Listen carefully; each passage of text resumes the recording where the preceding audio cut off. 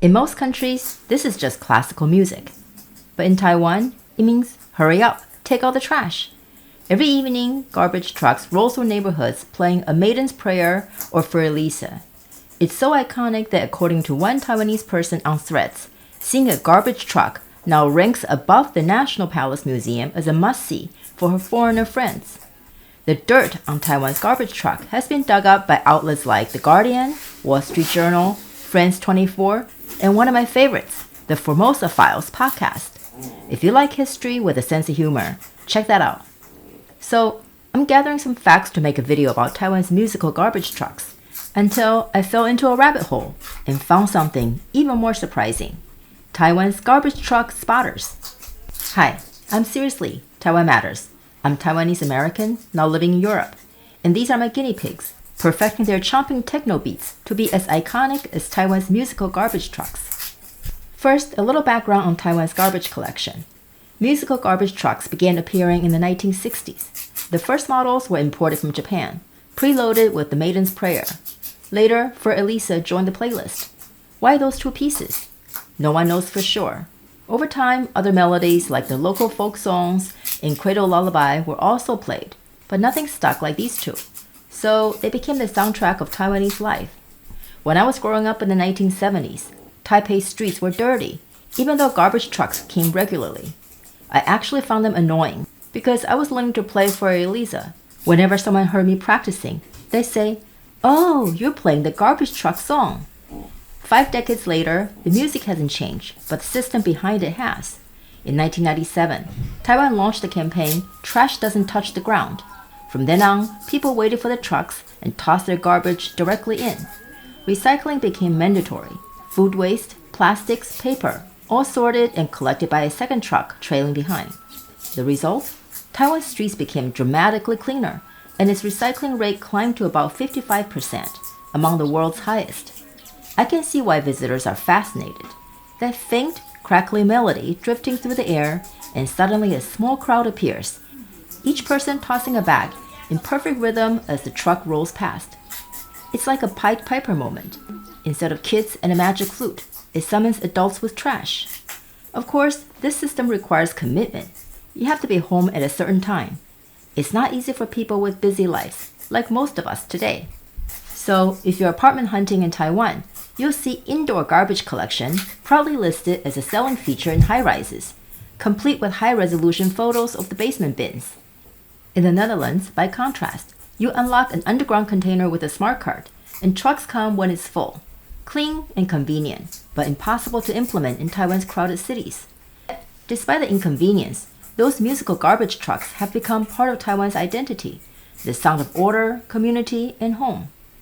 Earlier this year in Zhoufen, I saw one squeezing through a narrow street and couldn't resist filming it. I posted the video, and that's when this whole story took an unexpected turn. I got a comment.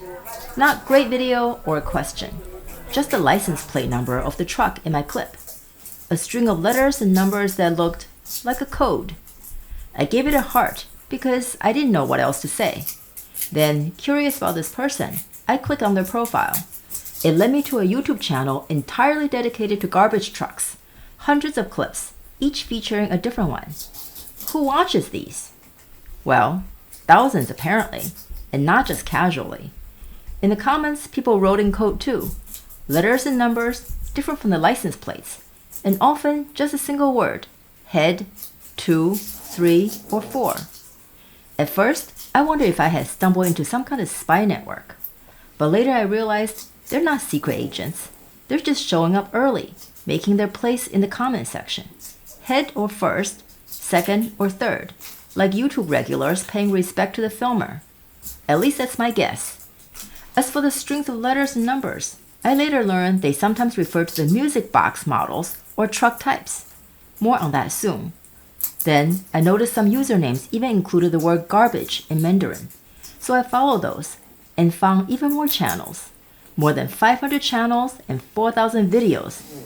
By accident, I had knocked on the door of one of Taiwan's most quietly passionate fandoms, the garbage truck spotters.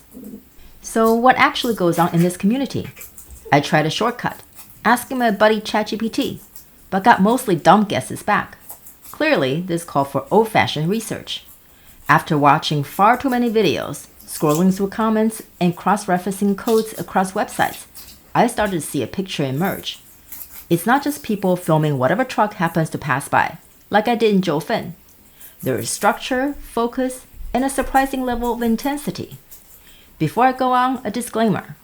These are my observations from a few days of immersion. If you've been in this world for years, please correct me in the comments. Some of these spotters look like they don't fool around, so I come in peace. Several channels open with entire pages of rules, decorated with red exclamation marks, yellow triangles, and do not enter symbols. But even channels that go light on the warnings usually include something like this. This channel exists purely out of love for garbage trucks. Do not copy or misuse our videos.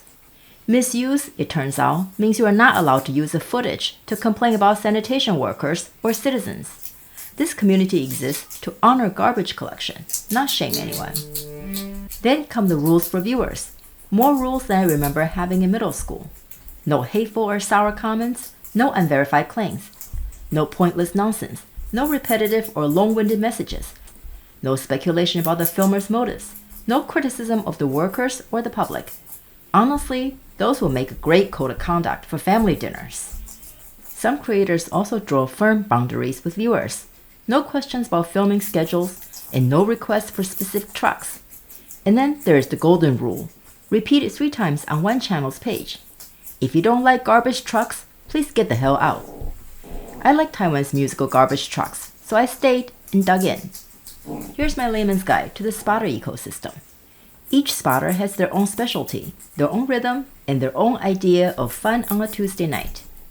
There are song analysts, fans obsessed with the music. Not just the Maiden's Prayer or for Elise, but over a dozen variations of each.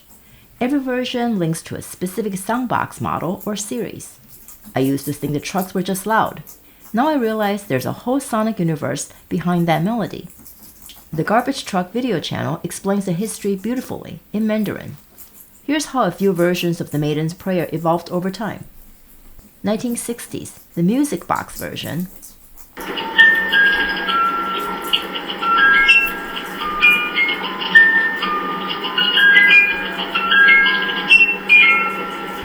1980s, slow-paced, single-note version.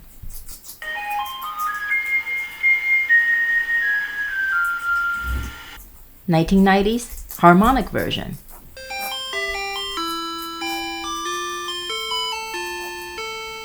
And after 2012, the smooth sound version, the one most commonly heard today.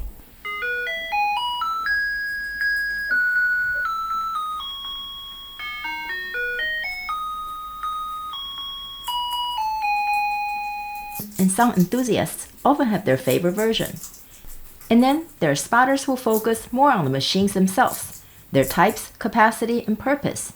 Catching the old truck still in service is like spotting an endangered species.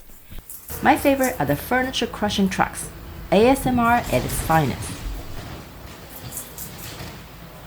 And then there are the route loyalists. These are spotters loyal to specific neighborhoods, recording the same streets, same routes, and the same trucks, noting license plates, time, and date.